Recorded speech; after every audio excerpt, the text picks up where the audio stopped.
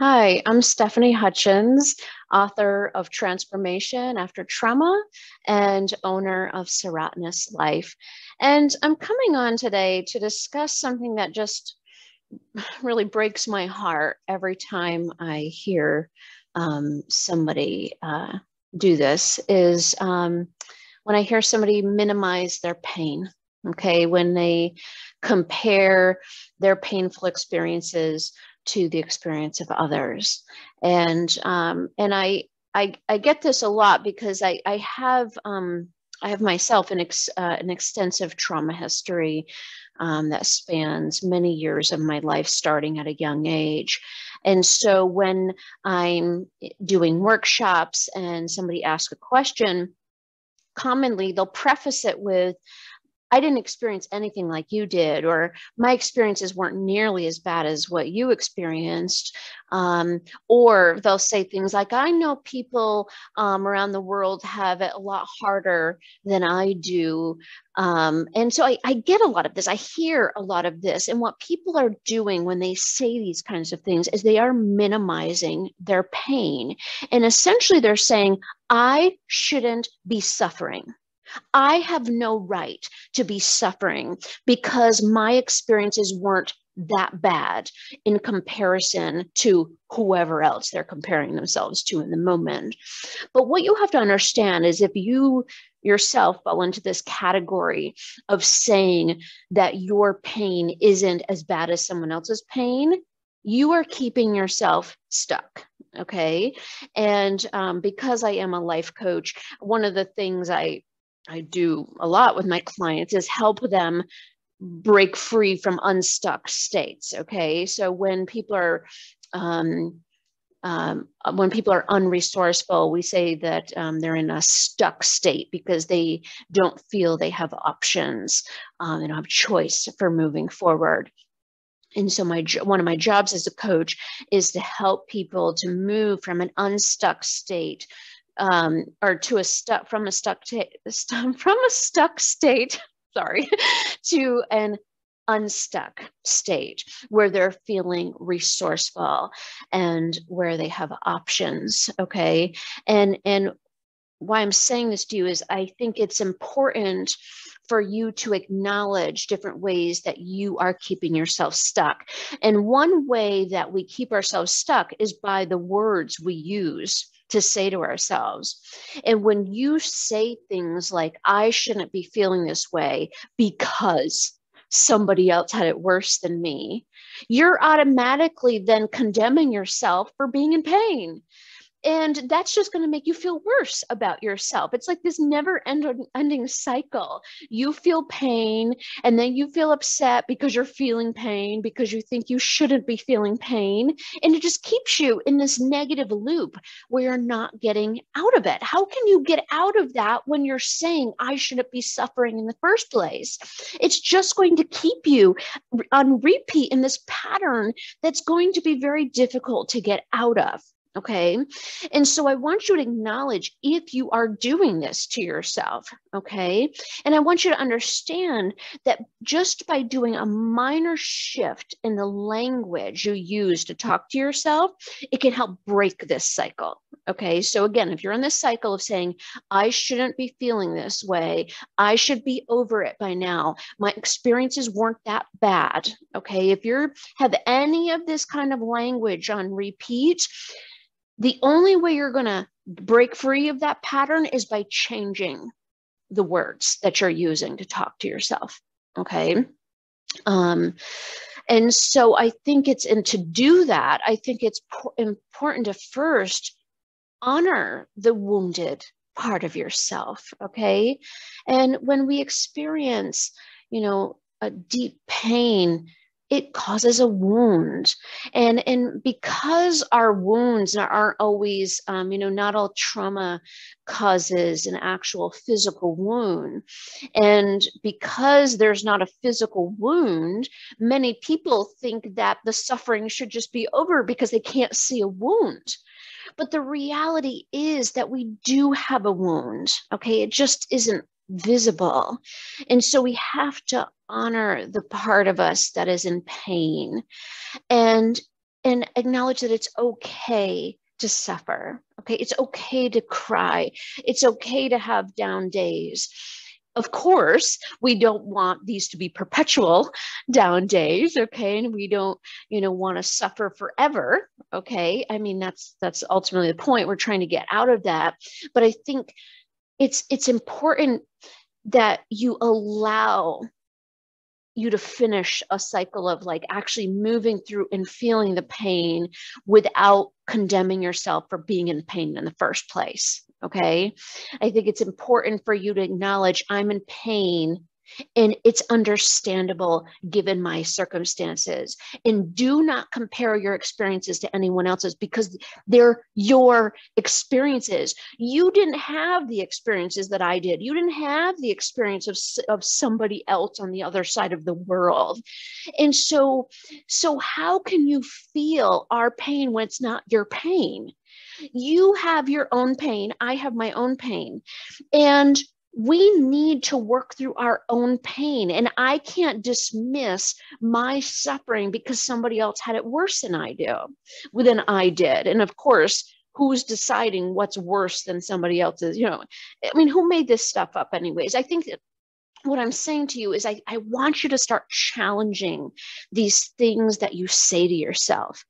And is it helping you? Is it useful to you to say, well, I shouldn't be in pain anymore because somebody else had it worse than me? If that's not useful to you, if it's keeping you stuck, you can change that narrative. You can say, I experienced something that was really hard for me. It's understandable while I'm in pain, that I'm in pain. It's okay that I cry. It's okay that I feel a little down sometimes because what I experienced was hard for me, and it is my experience. Now, I'm not saying this again so you stay wallowing. I don't want you to stay in the suffering, but I think it's important for you to be able to complete the cycle. Okay. Because a lot of times what happens with trauma is we keep ourselves stuck much longer after the trauma actually happened by the way that we process the information and don't allow, and essentially, even though we keep thinking about the trauma over and over, many times we're not completing the thought. We're ruminating over a certain set of thoughts, but we're not really fully processing the experience and allowing us to have a complete discharge of the emotions associated with our pain. So we stay on many times a superficial kind of level. And we stay ruminating over these thought patterns like, I should have done this, I should have done that, I shouldn't be feeling this way, all these things that keeps us stuck. But it does, not only does it keep us stuck in these ruminating patterns, but it prevents us from fully completing the cycle of moving through our pain.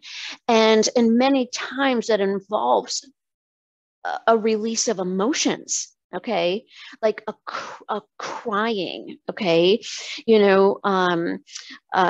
something that allows you to fully experience the fact that you had this immense pain and you've never allowed yourself to feel it because somebody else told you, or you've told yourself, that you shouldn't be suffering or you shouldn't still be suffering.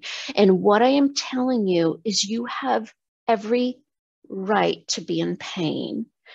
I don't even know what you experienced, but I know if you're suffering, that your experiences were painful to you, and you deserve the opportunity to grieve for the part of you that was lost to that pain. Okay. And I think it's important for you to honor, again, and I think that's a very important word. I like to use it, of honoring ourselves. And again, traumas, there's different kinds of trauma, but many types of trauma involve violations to us, physical, sexual, emotional, or it's just in some way we didn't have a control over some aspect of our life, and part of us was not being honored during our trauma. And I think it's important for us to begin to get some of that on our back. And I view it as honoring our body in the sense of showing ourselves compassion, and empathy for our experiences. And I think, it's almost very cliche to say it, but to talk to ourselves like we would our best friend or our daughter, or somebody we really care about. And remember that, think about what would we say to somebody else who's experienced the immense suffering and is in pain. Would you tell them to just get over it? And if you would, do you actually feel that way? Or is that like you parroting back something else somebody told you, a way that you should feel? And I think it's just important for us to start questioning these words we say to ourselves and whether they're useful. And if the words we're not using to talk to ourselves, if they're not useful, then we can change it. Okay. And I know that we deserve that. And I know that I wasn't able to move forward from my traumas until I started to change the narrative of my story. And part of that narrative was, I am in pain, and it's okay that I'm in pain, and it's okay that it comes out in ways that people don't understand, in ways that I don't understand, and acknowledge that you're just doing the best that you could. And I had to do that myself and realize like I was always just doing the very, very best I could to survive in the aftermath of my trauma. And and I think a lot of what happens when people minimize their pain is they get very down on themselves for the coping mechanisms they've used since their traumas. But what they're not realizing is that, trauma overwhelms our capacity to cope. And so in the aftermath, we hold on to anything that gives us a moment's relief from our suffering. And, so we may turn to overeating, and we may turn to drinking or using drugs and, casual sex and, all these things that, people turn to after experiencing trauma, they turn to because it gives them relief. And when you say things to yourself like, I shouldn't be in pain, and my experiences weren't that bad, or it shouldn't still be affecting me, then you're going to be really hard on yourself about your coping mechanisms. And so it's just going to perpetuate.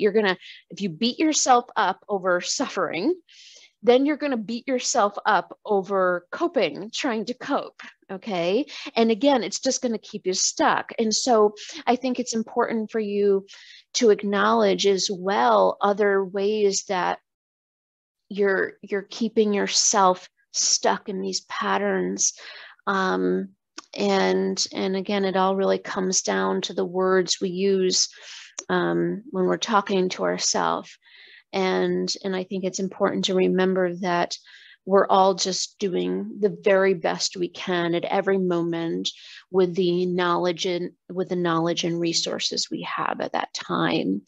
And so acknowledge that what you experienced hurt, and you've just been doing the very best you could to survive afterward, and that you deserve compassion because you've experienced something hard, and you don't need to quantify it, and it doesn't need to be compared to anybody else's pain. You're hurting, and that's all that matters.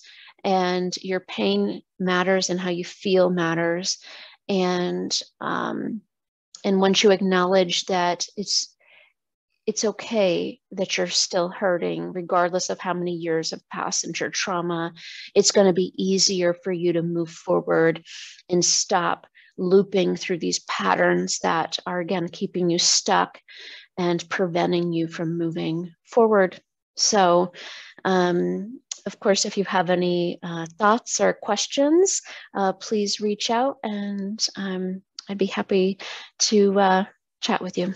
All right. Thanks so much for listening.